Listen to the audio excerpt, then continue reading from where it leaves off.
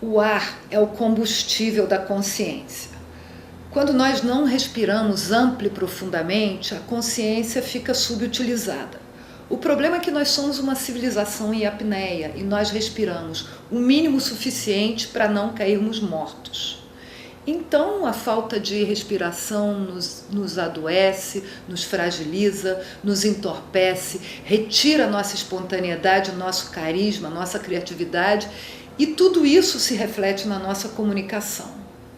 Nós esperamos o momento glorioso de respirar para quando a nossa vida melhorar, quando o nosso filho se formar, quando nós nos restabelecermos as nossas finanças, quando finalmente formos ao Oriente e alcançarmos a iluminação. Sempre esse momento é projetado para o futuro. Então, por que não respirar aqui, agora e já?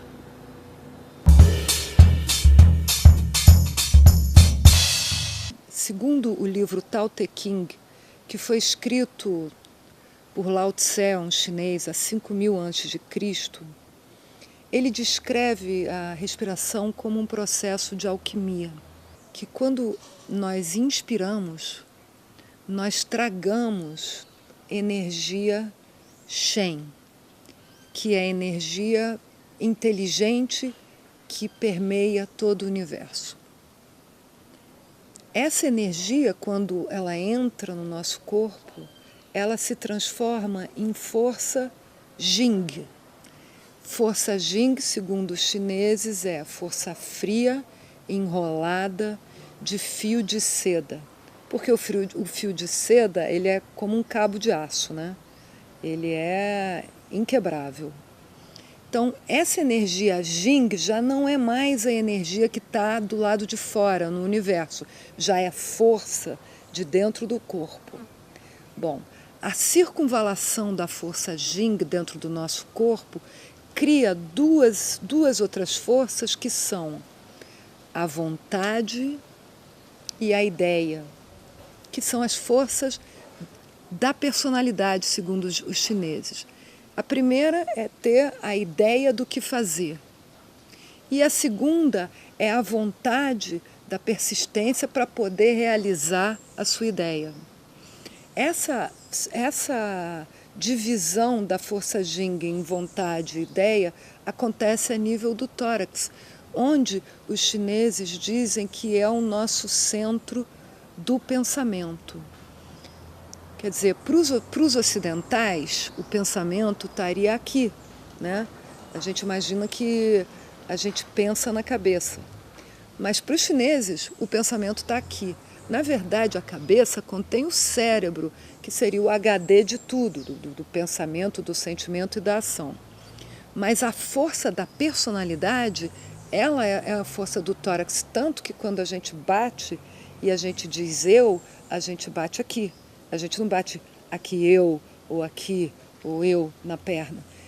E todo o nosso corpo faz parte daquilo que nós entendemos como eu. Não é?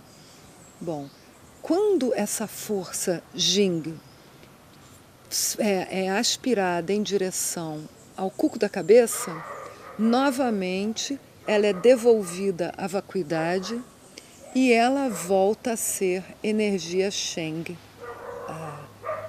energia primordial, universica, que está em tudo e contém o tudo. Então, segundo os chineses, o processo de respiração é um processo de alquimia, onde eu inspiro, eu trago força, energia inteligente do universo, Sheng, que está em tudo e é o tudo. Essa força dentro de mim cria a ideia e a vontade de resistir para realizar o que essa ideia me comanda. Depois disso, na expiração, eu devolvo essas minhas criações ao universo. E este processo constante é um processo de alquimia e é o processo que nos mantém vivos.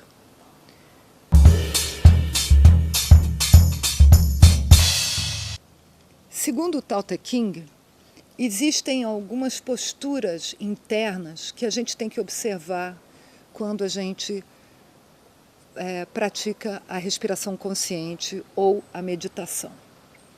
A primeira é ser vazio.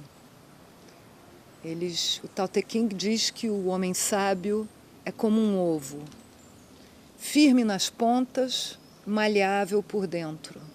Que nós deveríamos ter um corpo bem estruturado na sua forma, na sua musculatura, mas deixar o interior livre, maleável e poroso, tanto a nível físico como a nível emocional e mental.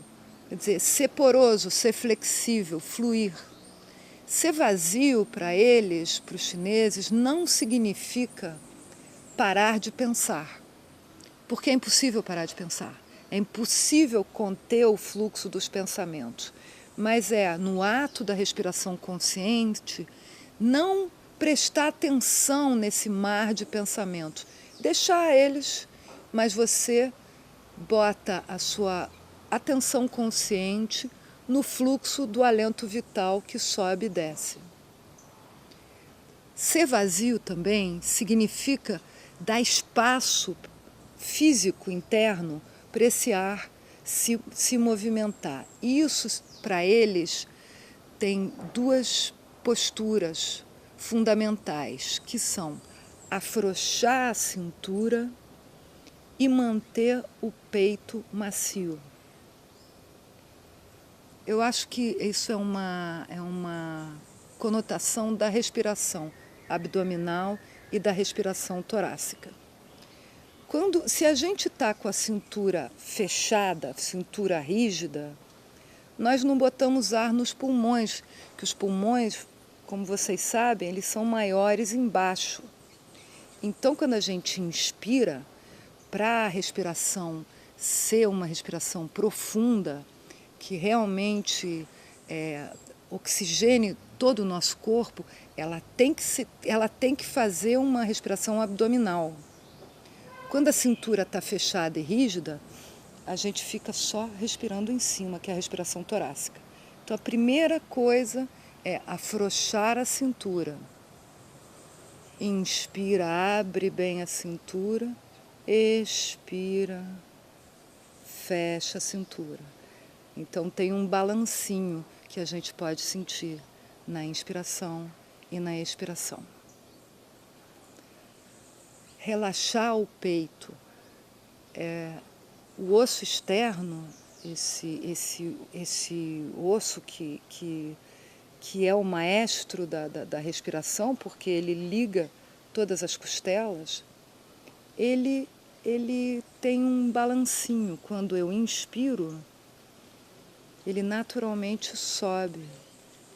E quando eu expiro, ele desce e volta à posição inicial. Então, quando a gente está com o tórax, o peito macio, a gente pode sentir a mão movendo só com ar, olha. Tem um balancinho. Quando nós estamos estressados, esse balancinho para. E a gente fica num estado de semi-apneia, que é um estado angustiado. Então, olha só como é que a gente fica. A cintura fecha e o tórax fica rígido. Aqui. Olhem esta expressão, como é diferente desta aqui, ó.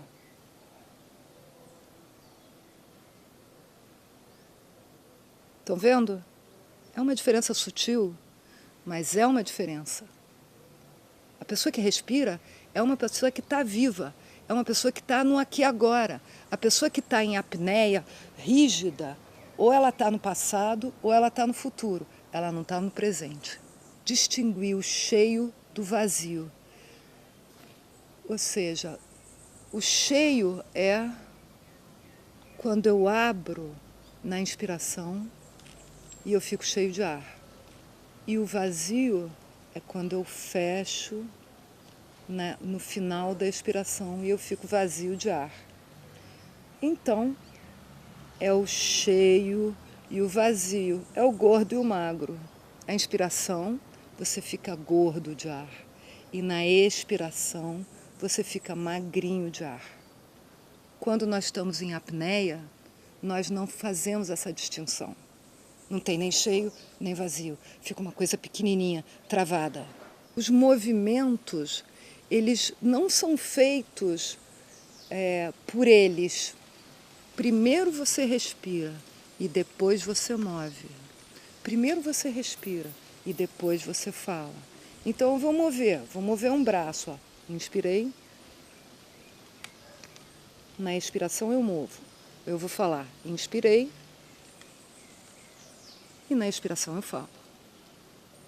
Agora, se eu estou em apneia, travado e rígido, eu movo e falo sem respirar, o que me dá uma imagem absolutamente inexpressiva e toda travada. Não pensem em conceitos religiosos, eu não tenho nada contra nenhuma religião, mas eu gostaria que aqui a gente praticasse simplesmente o ato de respirar conscientemente. E várias vezes por dia, quando você se tocar, que está em apneia, que está ficando rígida, se volte, presta atenção no alento vital, volta para esse lugar e volta a fazer suas coisas. Né? É um exercício de consciência que a gente tem que fazer o tempo todo na vida, porque se deixar, a gente vai para esse lugar de apneia e de rigidez. E a gente esquece de respirar e pode passar o dia inteiro assim. Eu sinto a entrada do ar sendo captada pelas narinas. É como se você, é uma coisa simples, suave, como se você aspirasse uma rosa. Sintam que esse ar está entrando em você e que está te enchendo. E aí tem uma pausa, que é a pausa inspiratória. Quanto mais longa e profunda e consciente for sua inalação, mais longa, profunda e consciente será essa pausa. Depois dessa pausa, começa lentamente a expiração, onde você não atua, simplesmente você acompanha o processo de expirar. E no final da expiração, existe uma pausa expiratória para novamente captar um novo alento nas narinas. E ele cresce na base dos pulmões e tem essa pausa pequenininha e começa a expiração e uma nova pausa expiratória e um novo alento. E deixamos que ela nos comande e a gente experimenta um estado de relaxamento, mas que não é dormir, que não é sono, é um estado de relaxamento em atenção. Então, esse treinamento, que é o treinamento de não fazer nada, né? E simplesmente se deixar levar pela respiração, é fundamental para tudo que a gente for aprender daqui para frente. Porque é nesse estado de maciez, de respiração, onde a vida acontece, e esse estado é o estado expressivo.